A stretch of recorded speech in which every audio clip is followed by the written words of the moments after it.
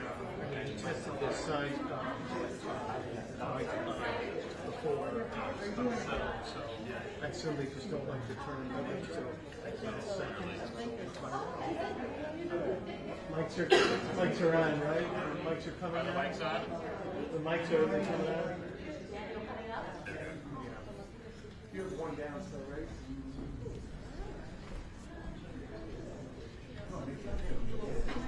Yeah.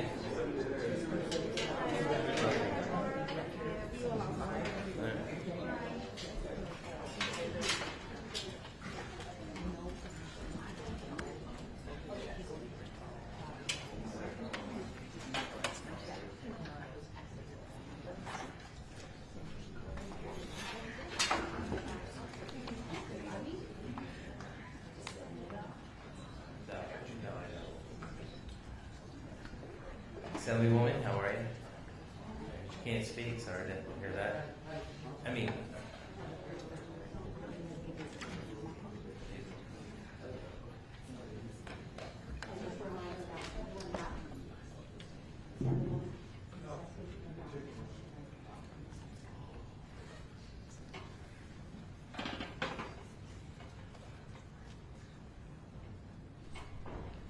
so I want to welcome everyone for being here for this important announcement. If you look to my left, to my right, behind me, you know, it's just showing that we have a unit or a front partnership that we want to talk about today in what's going on in the area. But I do want to say thank you for being here. We are joined by local elected officials and representatives of nonprofits who are committed to supporting refugees and immigration.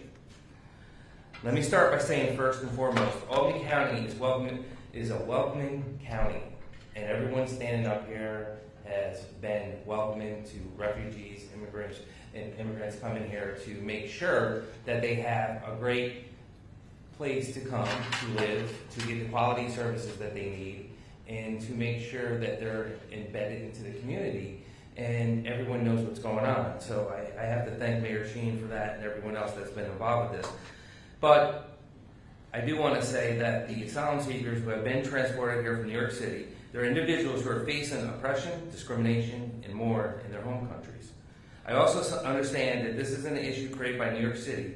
We know that they are currently being overwhelmed with the number of migrants being sent their way in a short span of time. But ultimately, we need their contractor, .go, to seriously improve their operations and be a better partner to those in the community and the migrants.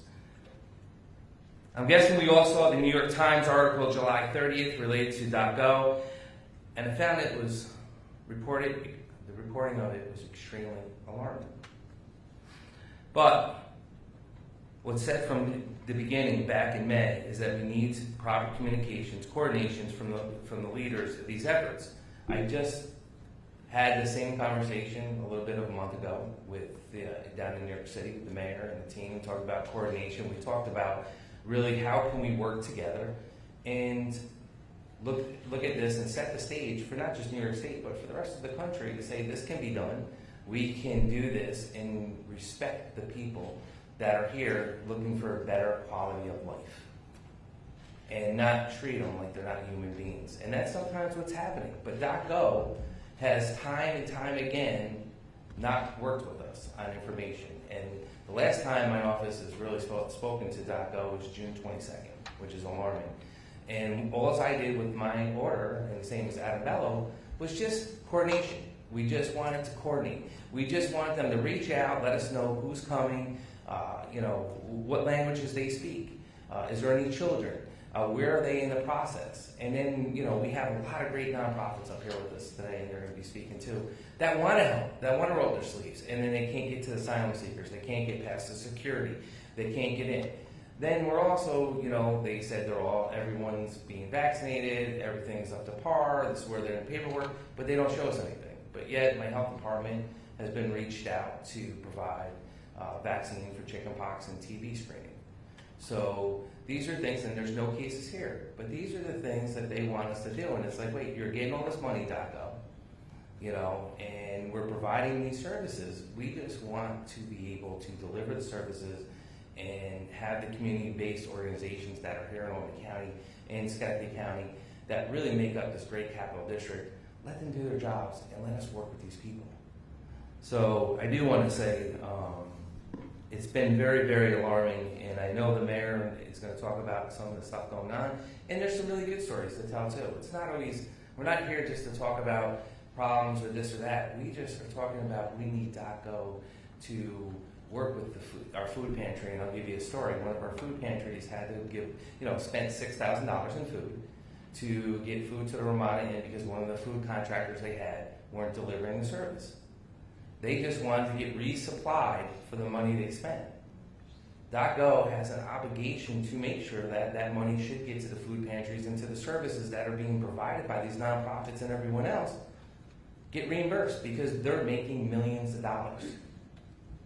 And they use HIPAA and they hide behind different rules and they give us a hard time. So we just want a coordinated effort. That's all I said back in May. That's been my message and since then, and it's still going to be that going forward. We just want to coordinate our efforts. We want to know what's going on so we can, again, talk to the school districts if we're getting school-age children, what we need to do, talk to everyone in the community.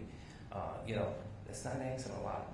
I really didn't think it was asking a lot back in May, but here we go. But I do want to bring up Mayor Sheen, who's been a great partner with us and trying to make everything work to the best of both our offices. Mayor Sheen.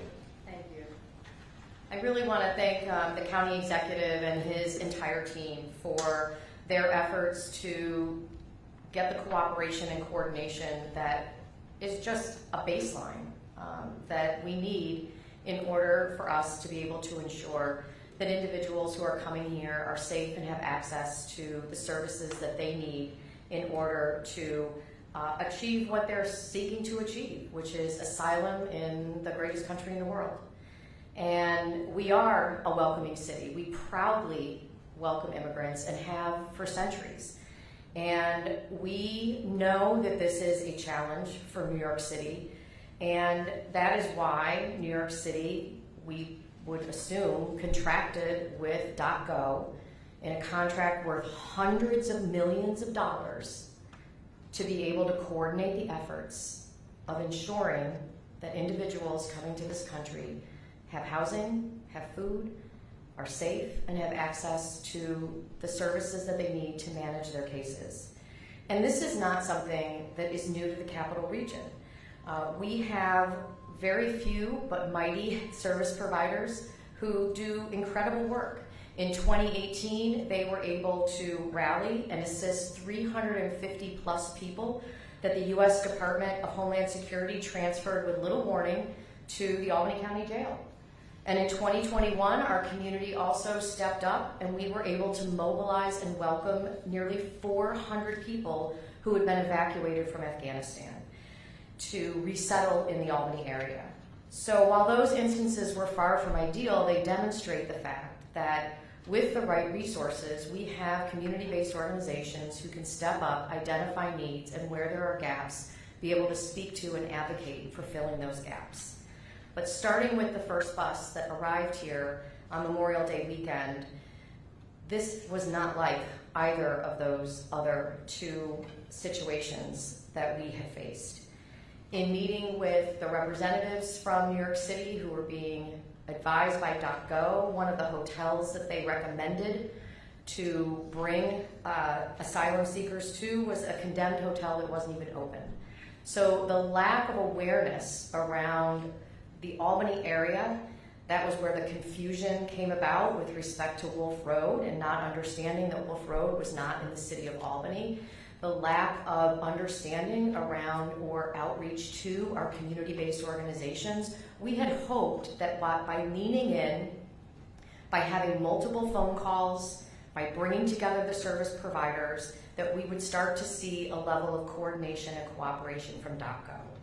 And yesterday, you're going to hear about it, I received a text from Mickey Jimenez at Capital District Latinos, and that is what spurred me to pick up the phone, call the county executive and say, you've been telling me all along that we need to go public with this lack of cooperation and coordination, and now it has reached a point where people's lives, children's lives, are being impacted, and it's completely unacceptable.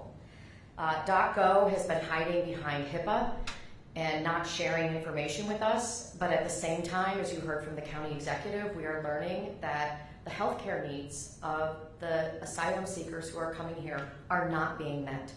People are being dropped off at doctor's offices and not picked up.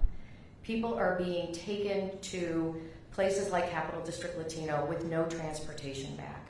People are actually even being left with individuals who are there to determine whether or not they are able to seek asylum from Homeland Security without knowing how they're going to be transported back to the hotels. I have received a letter from a case manager who quit, who had been hired to work at the hotels, who talked about spoiled food, about lack of coordination, about what she perceived as being aggressive and bullying tactics by individuals within .go impacting the individuals who are here trying to seek asylum, the very people who they are supposed to be caring for. And so we are very concerned that individuals have been harmed by what is happening in the hotels. And I want to stress that our primary concern is protecting people and ensuring that they are protected by the organizations that purport to care for them. And we are very concerned that is not happening with .go. The New York Times article talked about employment documents being given to asylum seekers that place them actually in danger, not only of impacting their ability to actually attain asylum in this country, but also it places them in a position to be exploited by employers. It also places employers in a difficult position because employers who may have been duped by these letters, which looked legitimate, are also placing themselves at risk by hiring individuals who cannot legally be hired. And so this has to stop. There is, again, hundreds of millions of dollars being spent. We have community-based organizations who have stepped up and have taken on a tremendous amount of work, and they have not been compensated a dime. We have not the full capacity because there is a need for immigration lawyers here, there is a need for more case management here, but I believe that we have community-based organizations who understand what it means to have as the core of their mission and what they are doing, a duty to protect the individuals who are coming here. People just want to have a fair chance. They want to have a fair shot, and that is not what is happening. And so this has to stop. And I think what we are looking for are really three things. We want to fund our local service providers. They've collectively assessed their capacity. They've submitted a budget. It's based on what they can realistically provide. We want New York City, number two, to hold .go accountable. I want to know, where are the auditors? Where are the inspectors? Why does it appear that there is zero accountability here in the capital region for what New York City is spending nearly $500 million on for a contract? $500 million. And finally, I know we've talked about it, the Chamber of Commerce has talked about it, the New York State Business Council has talked about it. We're calling on the federal government to act. We are placing people in harm's way. We are hurting our employers, our economy, our community, and our future.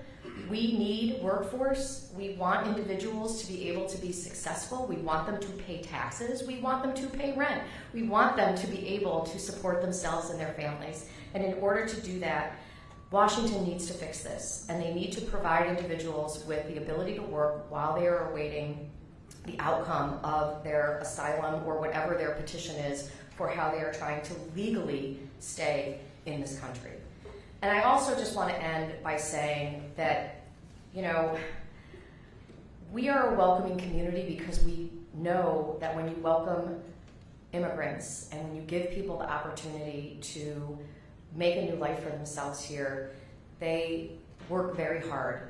And these individuals who are here want to be successful. I know there's been a lot of rhetoric around these asylum seekers, but I want to state very clearly, what we have seen since the asylum seekers have arrived is a 50% decline in the number of police calls to the 2 hotels in Albany where our asylum seekers are staying. It's more than 50% at one of those hotels.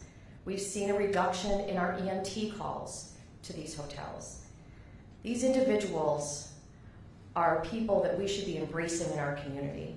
And I hope that we can all put the rhetoric aside, see these individuals as humans, and now hold the institutions responsible for ensuring that they are safe to account, because what we are seeing here is not happening.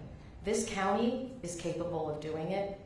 They need to have the resources, the monetary resources, and the ability to know who is here, to have lists, to understand what their healthcare needs are, what their needs are with respect to legal services and case management.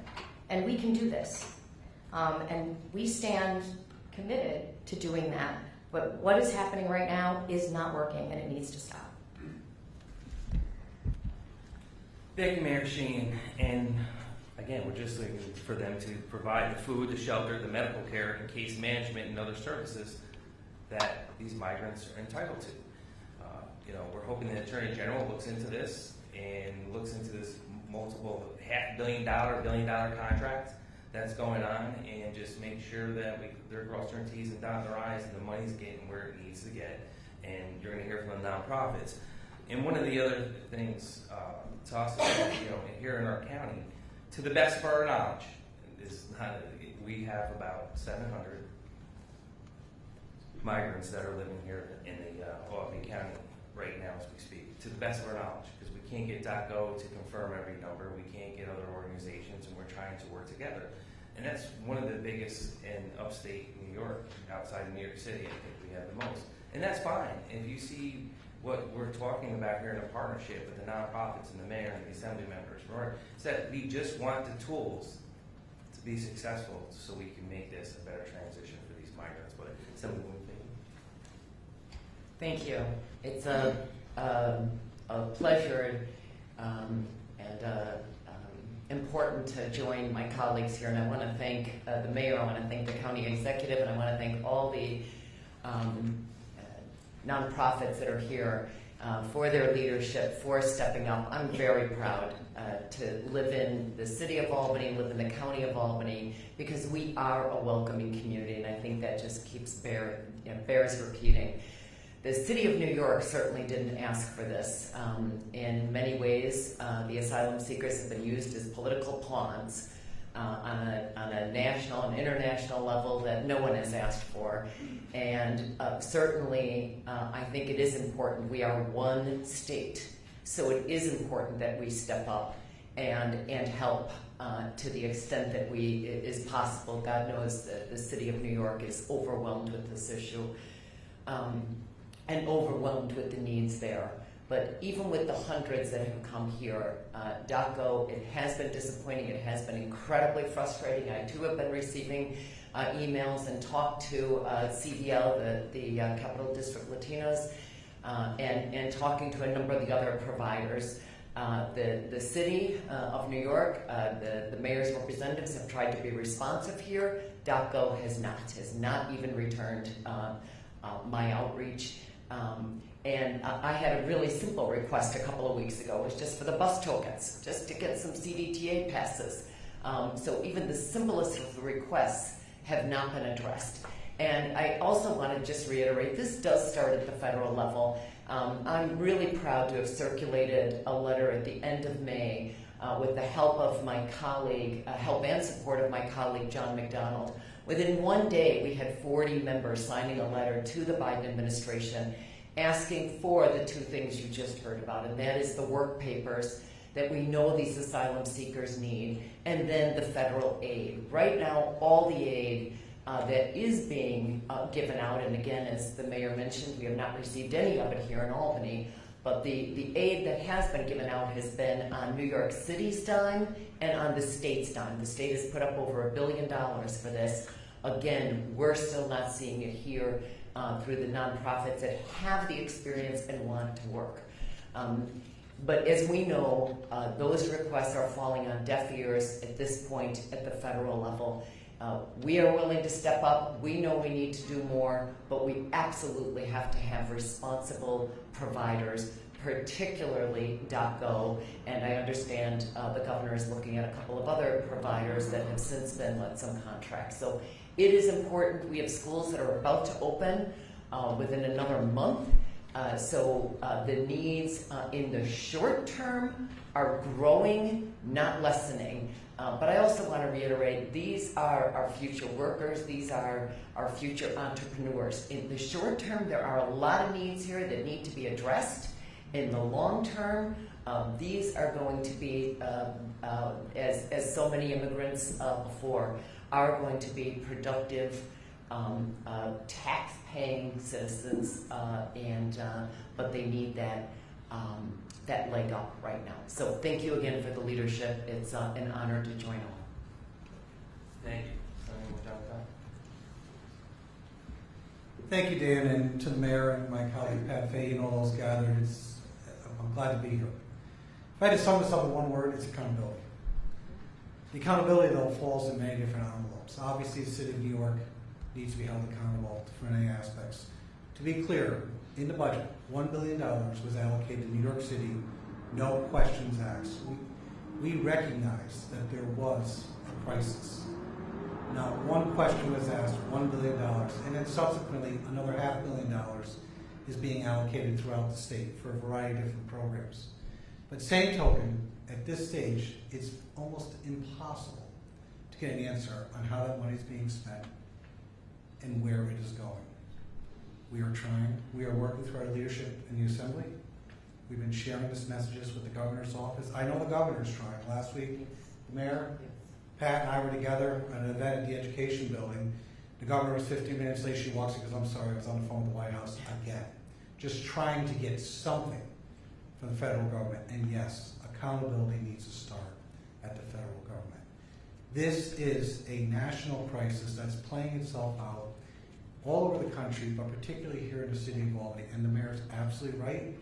I saw Mickey's text yesterday about the same time, and she called within 15 minutes.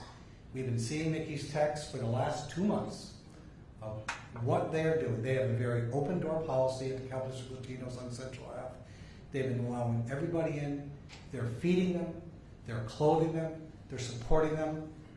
The question is, what in God's name is DocGo doing? Basically, they are a corporate behemoth that moves commodities. That's what they are. These individuals are not commodities, they're human beings, and they need to be treated like that. So the message is very clear. DocGo, New York City, Washington, let's get to work. Thank you. Rory Fleming, the Schenectady County Manager. So I don't have too much to add. My experience being the manager over at Schenectady County is very similar to what Dan's been doing. Last time Dan had me over here was during COVID. We had many of these multi-jurisdictional kind of responses to let the public know specifically what's going on. 2.5 weeks ago in Schenectady County, I had about 12 hours notice that a bus was coming. And so, we had known, we didn't put out an executive order saying that they were not welcome here or please don't send them here. We were just looking for communication. At the point when they did arrive, we got through the first 48 hours and things seemed to be okay. But little did we find out that there were people living in this hotel. That the night before, the owners of the hotel, under the direction of DocGo, knocked on everybody's doors and said, it's time to leave. These were some people that lived there more than 28 days, more than 6 months, in fact. So in my space in Schenectady County, before the asylum seekers even got here, DocGo potentially was not acting in the best interest in directing this hotel to remove these people. We've called on Tish James, we've called for an investigation, because even before we get talking about the asylum seekers, Schenectady County residents' rights were infringed. Beyond that, our communities come together. We have wonderful, small but mighty community groups, similar to what Kathy Sheen is saying. These people have been fed, these people have been clothed. We're trying to direct them with services. In Schenectady, we don't actually have a lot of attorneys that are experts in this, and I don't believe there's a lot, frankly, in the capital region. There is a program where you can have certified navigation from the federal government. We're full speed ahead in trying to get more of those people in Schenectady County. But the simple fact is, it's like a tale of two cities. There's the downstate DocGo people, and then we have our local representatives from the mayor's office and the local staff at the DocGo at our hotel, who have been wonderful. They've been with us on our side, trying to work through the daily needs of these people. But it's not like I know everybody in the building. It's not like I have every single one of the children an appointment with their school district, or to have their preschool education or assessments completed or their physicals done. So September is coming. This is a very short time where we have to get all these kids on a path of vaccination. We have to get them appropriately assessed so that they're in the right places in the school. We're not putting 12-year-olds in kindergarten. These kids have to be assessed by the school district. And the school district has been doing an onerous task of trying to get these things done. And it's not that DocGo on the local level is not helping us. It's just, it's been 2.5 weeks and we're still not there. We have parents that don't know where their kids are going to be in their classes because the school district has to hold back letters to parents. Imagine being, a parent of a kindergarten. You don't know where your kid's going to be because there's an extra cohort of 71 kids suddenly dropped into the school district. So they're welcome in Schenectady County. We want to do the right thing by these folks, but we need more. We need funds from DocGo or from the city of New York or from the state of New York, from the federal government, whoever it is. We need assistance in directing these people so that they get the services they need that every American deserves. And just as anybody who has a kid in this room are provided those affordances from their school district, from their own physician, all of those things. We have hometown health in Schenectady, which is very similar to Whitney Young. So we have what it takes. We have the services, but we just need further direction, communication, and that was the result of why Schenectady County had to do an order 2. We did not want to do an anti-asylum order saying that people are not welcome in our county. But what we certainly did is demand communication and demand if you come into our county and take over one more hotel, that means those other 150 and 200 people that we serve through our Department of Social Services may not be housed. Are we going to kick those people out onto the street too? I don't think so. I don't think so. So there's a demand for accountability, there's a demand for communication, and there's a demand for getting this right, because we can do this right. We've already done this right through COVID. And it's a little insulting. Here I am, 2.5 weeks after these folks come, and there still aren't good answers. There still aren't good answers as to why these people haven't gotten their services. Thank you. Thank you. And I think the next person will be an introduction, but Mickey from the Capital District, Latina Executive Director, please. Thank you so much, County Exec and all the wonderful officials that we have here today. I didn't prepare any words because I wanted to really speak from the heart. As you heard our officials, I've been a squeaky wheel. The influx of migrants has not been new to Capital District Latinos since COVID. We had been already seeing, and Assemblyman John McDonald, my partner with the COVID clinics, can attest to this, that we had already been sounding the alarm that we knew that they were coming. And being the welcoming and sanctuary city that we are here in the Capital District, when the announcement of buses to come to the Capital District, we knew that the first place they were going to end up was going to be Albany.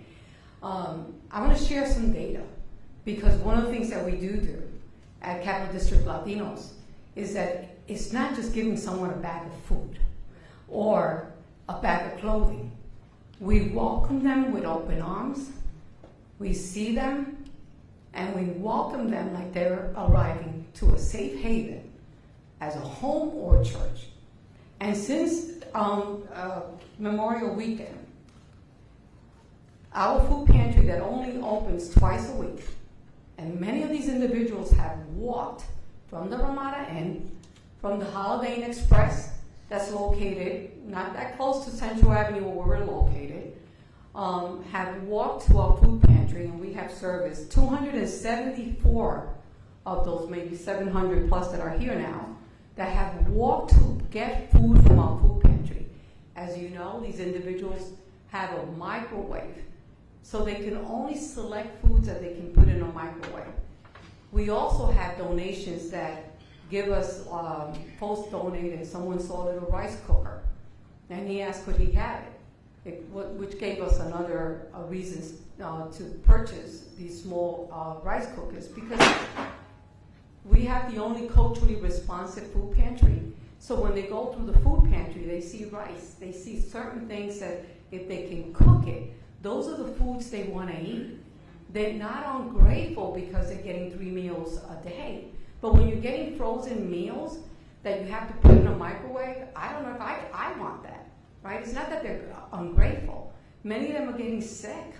Their systems are not used to eating some of the foods that they're giving them.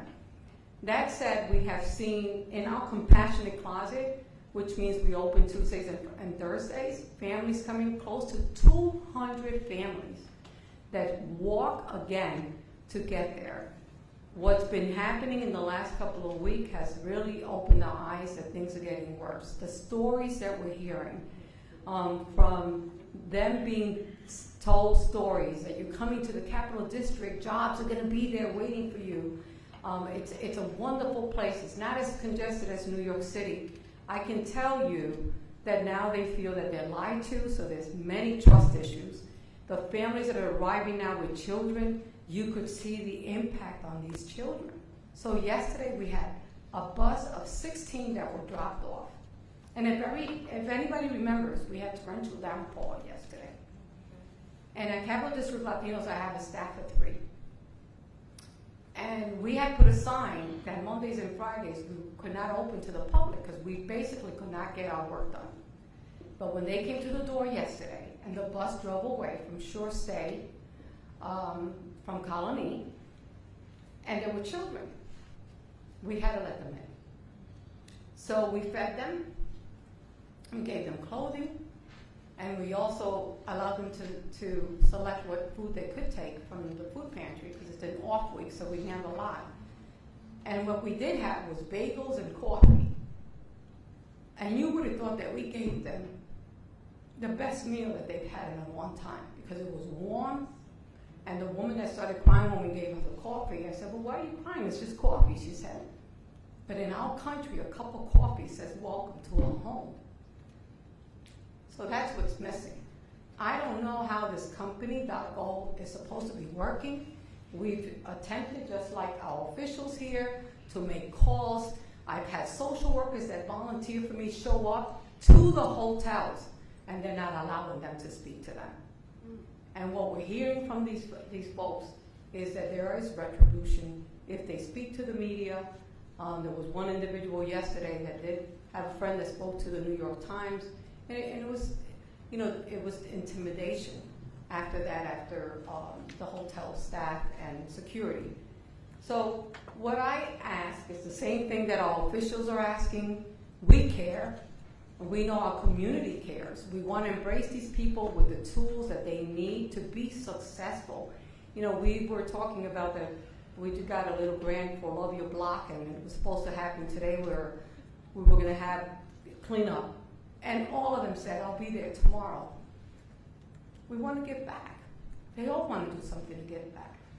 So my ask is, please help us get that to the bottom of what is this company supposed to be doing from a case management perspective, because we're doing all the case management. Yesterday I had a volunteer, Matilde Arias, which is in the audience.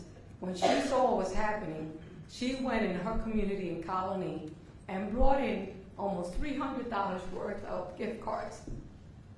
And when David Gallen called me for this meeting last evening, I was just walking home from Walmart. So that's the grassroots level that we've gotten to, because we don't have any other support, but we can't turn our backs on these individuals that are human beings that just want an opportunity to thrive. And we know that they can in our city. Thank you. Thank you. We have Daniel here from RISE, Executive Director. Thank you very much. My name is Daniel Butterworth. I'm the Executive Director of RISE, Refugee and Immigrant Support Services of Linnaeus. I want to thank all of the elected officials who are on the dais today for organizing this press conference, and thank all of you in the media who have joined us and are bringing attention to this issue. I'm joined also by Francis Ngabo, our Director of Family Support Services at RISE, and our co-founder, who is himself a former newcomer to our community, who has spent the last 15 years dedicating his life to serving those who are coming after him. RISE is a multi-service agency that has served the Capital Region and the refugee and immigrant community since 2007. We provide English as a new language, classes for adults, after-school enrichment for children, wraparound case management services, and immigration assistance. Our mission is to welcome our newest neighbors, to help them build sustainable lives here, and integrate into the community. Each year we serve about 1,000 to 1,500 individuals across our various programs. For context, the Capital Region typically receives about 400 individuals a year through the refugee resettlement process. However, since Memorial Day weekend, we have received 836 asylum seekers bused here from New York City. RISE has played a key role in the emergency response effort to serve these newcomers who are arriving at a rapid pace not yet seen. Alongside a coalition of some amazing community-based agencies like Capital District Latinos, Albany Law School, Columbia County Sanctuary Movement, who you'll hear from next, and many, many others, we are committed to this humanitarian effort despite limited resources. Our community is a welcoming one, and our nonprofits and faith communities and small businesses and local elected officials and concerned citizens have stepped up to respond. But we need resources to continue this effort to serve the most basic human needs of the newcomers who are now part of our community. They all seek a better life and safety and security for their families, and we as a community have a responsibility to meet those needs and provide people with dignity and a sense of hope. The crisis we're now facing was entirely preventable, but for government inaction at many levels, and it is understandable that it has resulted in a lot of anger. I am angry too. I am angry on behalf of our newcomers who have endured unspeakable horrors in their home countries and an unimaginable journey to arrive here in our community, only to be mistreated, malnourished, underserved, misinformed, and stymied by the red tape of an immigration system designed to keep people out. I am angry that these individuals who came here seeking a new home, a better life, and meaningful work are being used as political pawns by leaders who would prefer to avoid finding sustainable and systemic solutions to our broken immigration system. And I am angry that our communities and many others like them around the country are forced to bear the brunt of this inaction and ineptitude and must struggle to adequately meet the needs of vulnerable people. While this anger is justified, I believe, it is also imperative that we remember to avoid scapegoating and directing hate or xenophobia toward the human beings who are new to our community, and instead direct this anger where it belongs, on the failure of leadership that has created this crisis. It is undeniable that Mayor Adams and Doc Go, the contractor who has been hired to relocate asylum seekers to upstate communities, they have a monumental task to serve the many thousands of people who have arrived in New York City. However, the lack of communication and coordination with local service providers and elected officials, the lack of services and basic necessities provided to those in need, and the lack of oversight to those who have received millions of dollars to protect and serve vulnerable people, all these factors have caused unnecessary pain and suffering. Not only that, they have hindered our ability locally to respond quickly and adequately.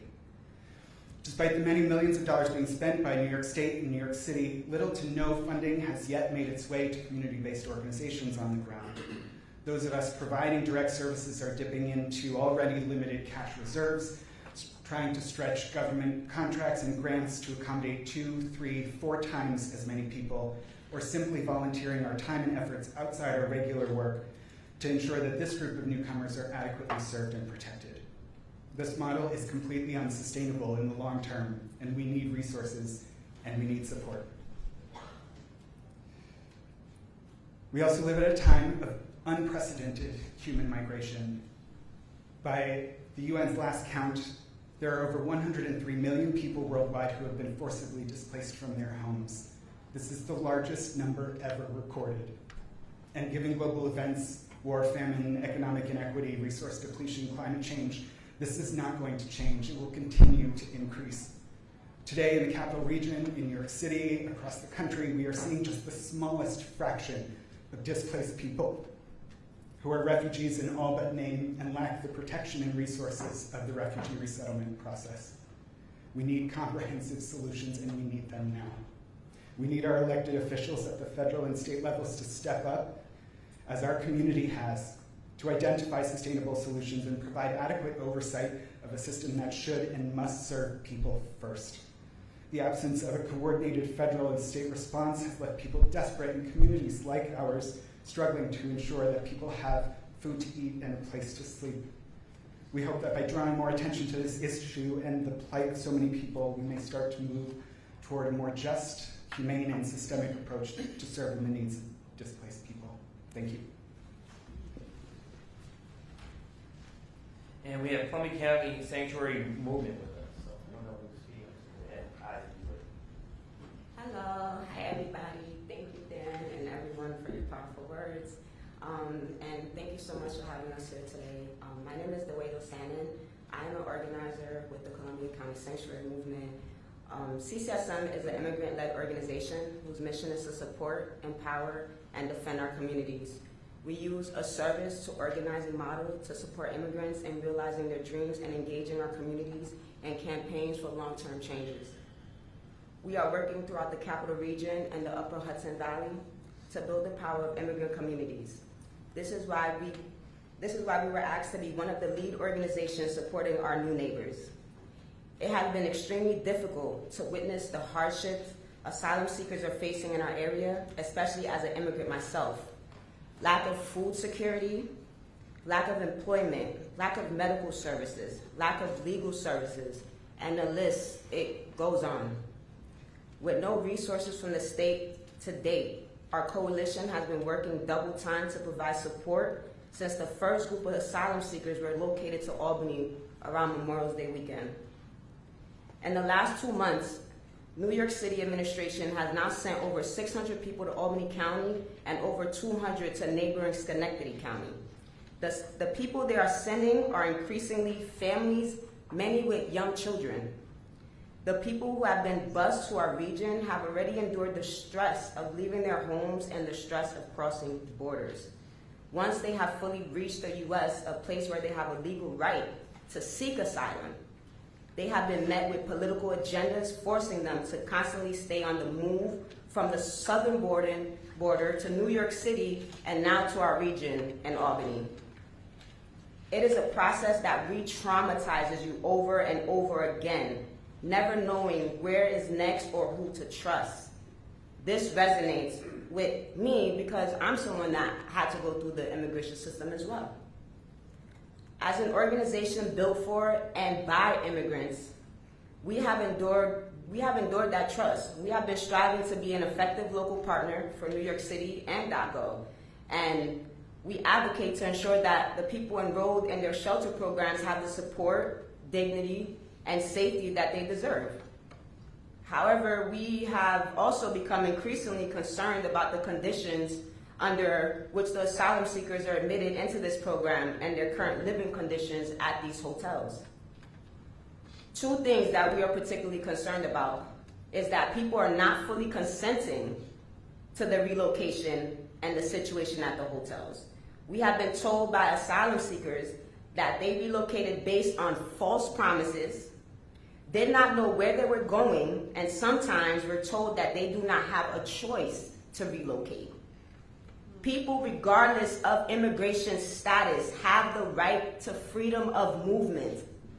To perpetuate the relocation schemes of Abbott, DeSantis, and now Adams, not only treats people as expendable political pawns and a problem to be shoved out of sight, but it also strips people of their humanity. Once in the hotels, people have gone without food, eaten spoiled food, and are often not provided with the religious or culturally relevant food that they need and deserve. These two issues are completely unacceptable and must be addressed. We have tried to meet the clothing, hygiene, and food needs of individuals, families, and children, but the demand continues to grow. Across the state, individuals, community organizations, and non-for-profits have been paying for basic necessities out of their own pockets and doggedly working to ensure that new arrivals are welcomed, all without reimbursement or funding. The organizations with proven track records of knowing how to support these community members, they're getting no money.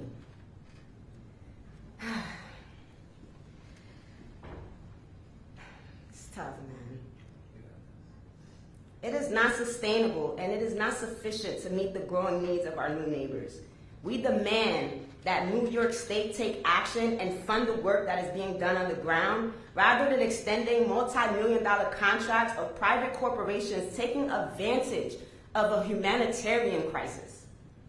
Throwing money at this problem, however, is not enough. We need policies at the state and federal level to support the asylum seekers. We need coverage for all and representation for all. We need expedited work authorization. All we hear from the asylum seekers when you ask them, what do you want? What do you want? Do you want food? Do you want clothes?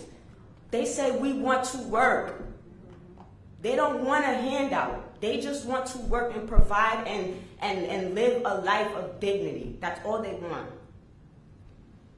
And we don't just need these, we don't need these representation for all. We're demanding it. And we will organize to get it, as we have been doing these past several years. Ensuring the safety, well-being, and dignity of the people being relocated is our organizing principle. We will always welcome newcomers into our community and ensure that they have access to the knowledge and tools they need to protect their rights, agency, and dignity. For centuries, New York has been refuge for those seeking safety and freedom from oppression.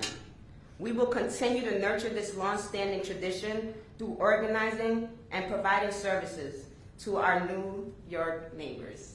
Thank you. Thank you. I think that just really highlights the best of the Capital District. Everyone that's up here with me. And I want to say we can't get it done without the nonprofits, but I do want to recognize our two legislators that are here, Wanda Willingham and Carolyn McLaughlin. Thank you for being here. And also my immigration office that's behind me, which we opened up like 7 years ago before I even thought about having an immigration office. And not only do we represent all the counties, we represent 13 other counties going up the Canadian border.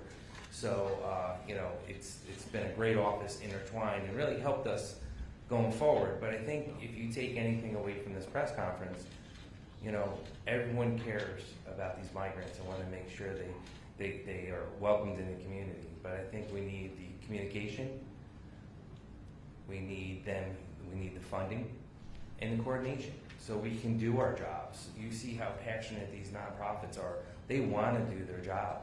They want to help these people. And it's just, you know, basic three things. And everyone said it. I do want to say thank you for everyone coming together.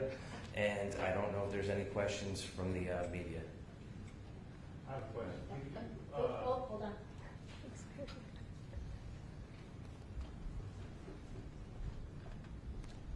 Is there a time limit on how much, how much time .go is going to be paying for this? As far as you know, we heard about, I think, 4 months, but what's going to happen at the end of 4 months? Do you have any clarity on that?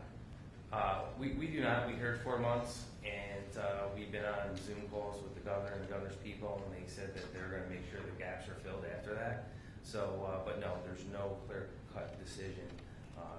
So we don't know where we're going to stand at the end of this 4 months. And when is the 4 months up? When did the clock start?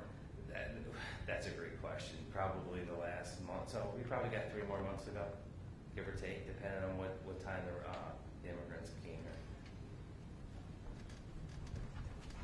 here. You mentioned that physical access to the migrants had been blocked for county and city representatives. Is there any legal recourse for the county or the city, and is that something that you explore? Not for the county, where they stopped nonprofits from going there to the hotels and working with the people directly. People that were attorneys that were volunteering to help them with their legal status, to help them fill out paperwork. We have not, so I should have clarified at the beginning, it was the nonprofits that are having the issue. And then you can just hear from them, they just want to do their job. You mentioned that the governor has been speaking to the White House about this situation, but at the same time you have state lawmakers who are trading barbs with the New York City mayor in public, in articles and social media. Would you like to see the governor take a more active public role in mediating this conflict between two cities in her state? I mean, you know, you heard from the county executive, and I have had a number of conversations with the governor on this issue. I think she has been incredibly active and advocating at the federal level. I think we saw today that Governor Healy from Massachusetts has declared a state of emergency and is calling on Washington to take action. So this is something that has been happening since the spring, and all of us belong to various organizations. I'm a member of the U.S. Conference of Mayors. You know, the county executive participates statewide and nationally with other county executives. We have spoken with one voice about the need for work authorizations and the need for a federal policy so that we can ensure that when people come to our community, they have a clear path and a clear understanding of what needs to happen in order for them to legally pursue their asylum in this country. They have a legal right to do that. And so I think that the governor has been, you know, this isn't a lack of asking and working with Washington. We're very frustrated. I don't understand the lack of action on the federal level. I had hoped that after the debt ceiling issue was solved, I think we were all really patient because we thought the debt ceiling is what needs to be negotiated, and then this will be the next thing. And here we are months later, and we still have no answer from Washington. But I believe that the governor has been quite vocal in that, and again, has put up state money and provided that funding to New York City. We're here because we're really concerned that there is a lack of accountability with respect to the contractor that Mayor Adams and New York City has hired to do this very important work. We don't see that investment resulting in ensuring that people coming to our community are fed, clothed, have case management, and have the services that they need in order to be successful. And we're talking about tens of millions of dollars. And that is where we have real concerns. I should just quickly add, I mentioned that there was a letter that that I had circulated, and 40 members signed on, you know, overnight practically, again, with the help of my colleague, John McDonald. Also in May, our congressional delegation also sent a letter to the Biden administration, and that was signed by both of our U.S. senators as well as a number of congressional members. In that letter, it was just asking for the work authorization. Our letter also asked for the financial aid. Since then, the state senate has also did a letter signed by many state senators. So there is the request. I agree. I think the governor is trying. Certainly, we have not been trying to. We're not trading barbs with the mayor of New York City. I mean, I don't think New York City asked for this. We recognize they are scrambling as well with over 90,000 migrants or asylum seekers that have come to their doorstep in just over a year. This is really about how we handle the contracts, how we get more aid. It shouldn't all be on the city's dime as well as on the state dime. We need the federal aid, and we need aid directly to our community providers that you've just heard from. Is it possible to stop taking in migrants into the region, or has there even been discussions to stop until all of those needs are met and all those questions are answered? We have not, and again, we're a caring community that has welcome arms, but we just want to have the resources and tools to do our job, and that's what we're requesting. We don't want to go to that level. We don't want to say stop, you know. But again, you know, when we talk to them, we're like, what's the number? They said 500, now it's 7. We don't know, you know. And again, if we just get the communications, and we'll get the coverage, and we'll get the funding, we can do this. Like Rory said, we went through COVID doing this, and all of us here. We can get the job done. We just need the leadership right now in communications and funding. I'm wondering about schools. Has Albany, the city school district of Albany, had contact with these individuals? Do we have an estimate of the number of children who are here? I know Schenectady County has an estimate of how many people will be in the district this year. Is that the same here? So it is very unclear whether or not there are children that would be in school age eligible in the city of Albany.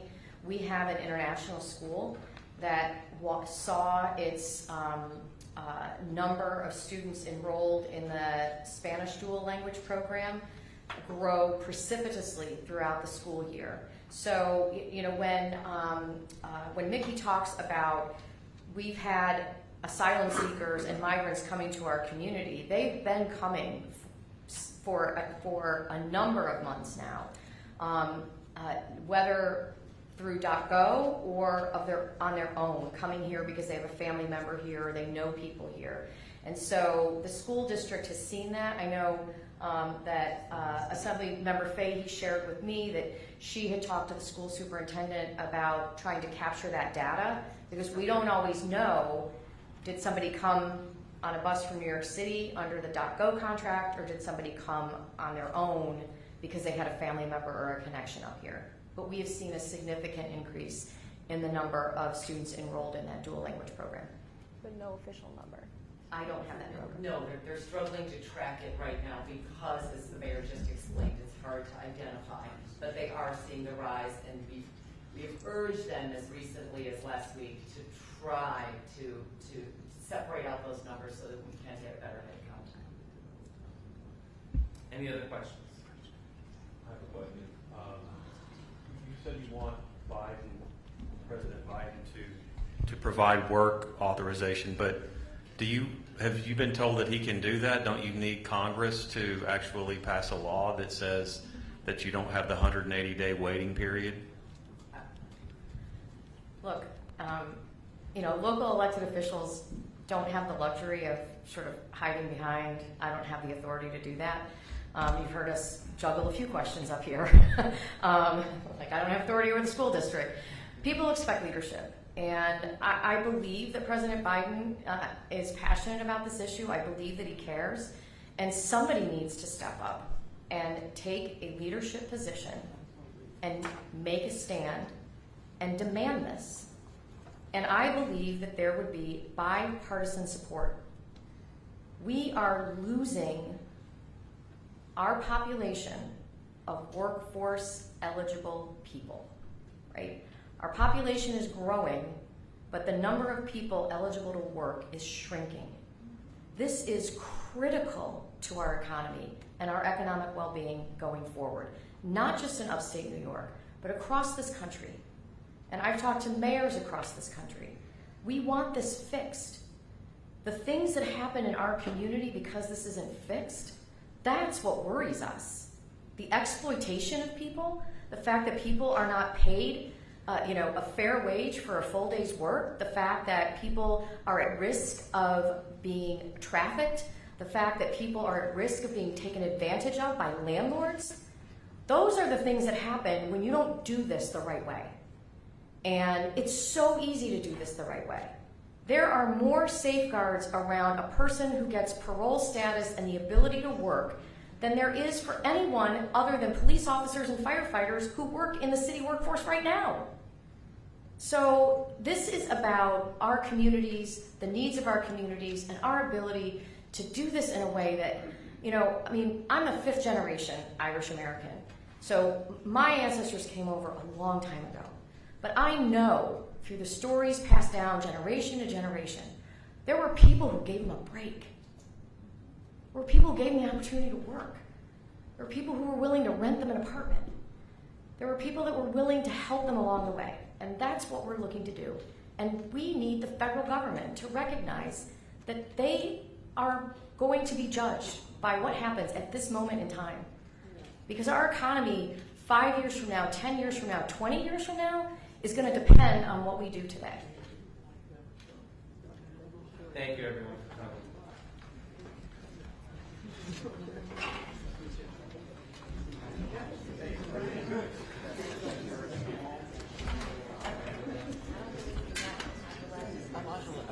You're not.